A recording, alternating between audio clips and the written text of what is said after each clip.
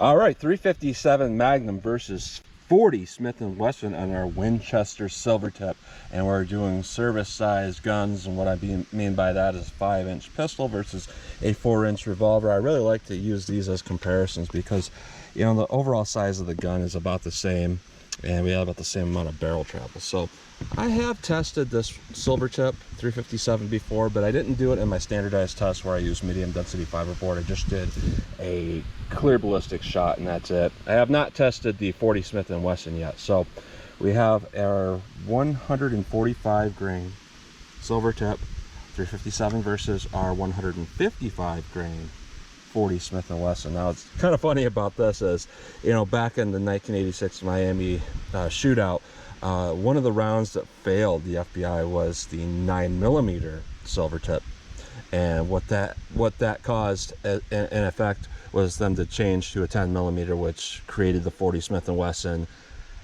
And it's kind of an oxymoron to come back and be like, oh, you know, we got a better cartridge, let's go back to a Silvertip. Not that the FBI used that, but just in general, that's kind of a funny thought. So we are going to go through the chronograph, see what kind of velocity and accuracy we get at the same time. And then I'm going to do my clear ballistic test. And like I was saying, I'm going to use the medium density fiberboard, which I did not in my last test. So we got 4 layers of denim. We have 3 inches of clear ballistics, which represents kind of like our pectoral muscle. And then we have a 1/4 inch medium density fiberboard to represent like ribs or sternum, and into more clear ballistics. If the bullets expand exactly the same, typically this takes away 2 inches of clear ballistics resistance. Not always, but typically. So we will do an MDF shot to represent like a chest shot, and then we'll do a shot without the MDF to represent our gut shot and see what kind of ballistic performance we get. And then, as always, I like to shoot from a little bit of distance. I like to shoot from, you know, at least 25 yards, just to kind of see what kind of practical accuracy we get at my full-size steel silhouette. So let's get started with this test. All right, I'm about 4 yards from the chronograph, 5 yards from the target. This actually has a rated velocity of 1205 feet per second.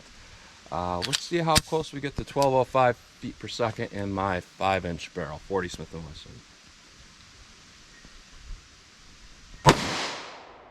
1242,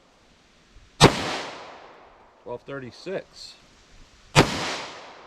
1288, 1261, 1196. So that last shot was not very consistent. Let's see how our 357 does. All right, 357 mag. This is rated at 1290 feet per second. Let's see how close we get to 1290 feet per second.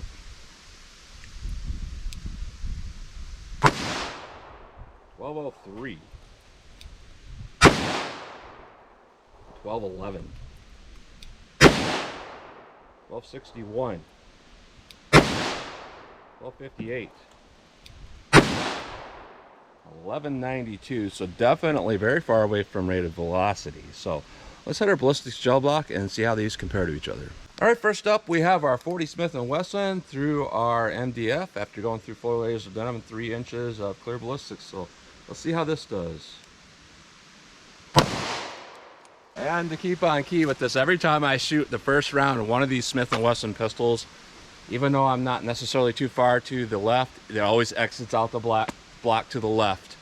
I think it's just the way the rifling is on those bullets, the way it spins them, it pushes it out. So let's try it again. All right, let's try again with our 40 Smith & Wesson. I'll try to get a little more centered. See what we get.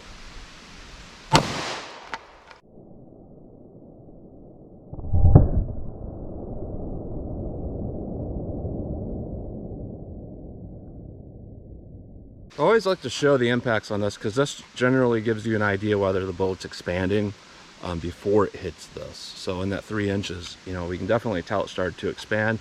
And normally when I see that, it means I'm not going to get over penetration.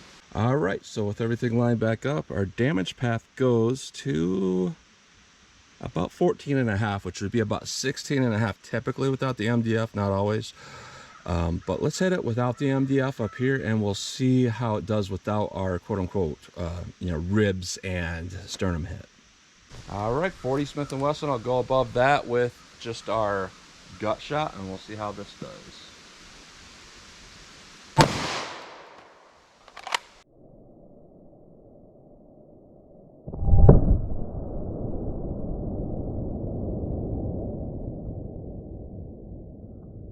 All right, so what we're looking at there, It's about 16 3/4 to 17, about 17. But you know, that's really close to that equation. But you know, also the MDF is also a 1/4 inch in and of itself. So this plays out pretty much perfectly in our typical equation of what we get. And being at 17 inches, that's not over penetration, but that's good penetration. So definitely better than the original 9mm Silvertip. That extra weight gives it some momentum to penetrate adequately. So that this is doing actually quite well. You know, better than I would have expected. Let's see how our 357 does. All right, 357 mag through our MDF. Let's see what we get with this.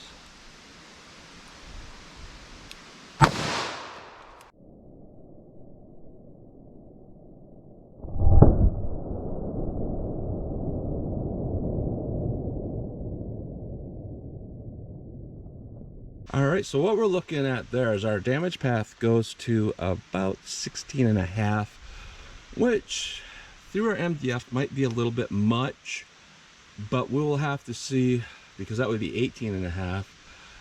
It would just pretty much stop right at that first block if we are correct on that equation. So let's hit it above that and let's see what we get.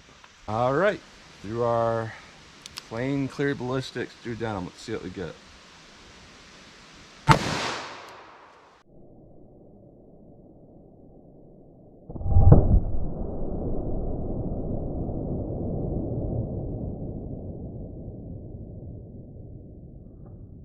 All right, so that equation did not necessarily play out, but that's a good thing, because what we're looking at is about 17 to 17.25 inches. So a little bit different. I mean, when we look at our bullets, though, where our bullets rested, the equation's almost exactly the same. You know, we're about 15.25 versus 17.25, but our damage paths make a little bit of a difference there. So generally what this means is our expansion is probably very similar between all these bullets. Are, you know, between 357 and 357, you know, and 40 and 40, it should be about the same. So what we're seeing here is this is actually performing quite perfectly.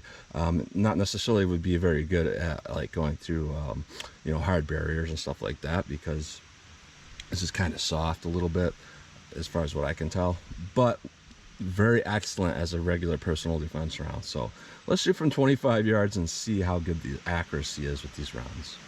All right, 25 yards from our target. First up, we have our 40 Smith & Wesson. Let's see what kind of accuracy we get with this going center mass. All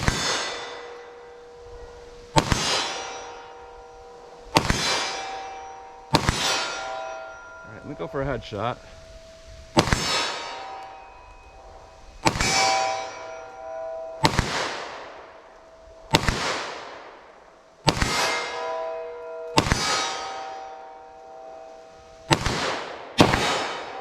All right, so the last few I popped off kind of fast.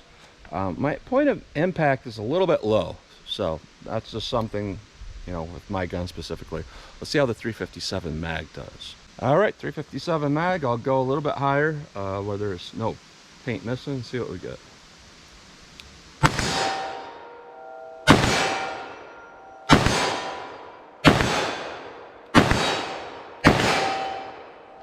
Feels pretty good. Let me run some more. All right, let me see if I can land a headshot with this.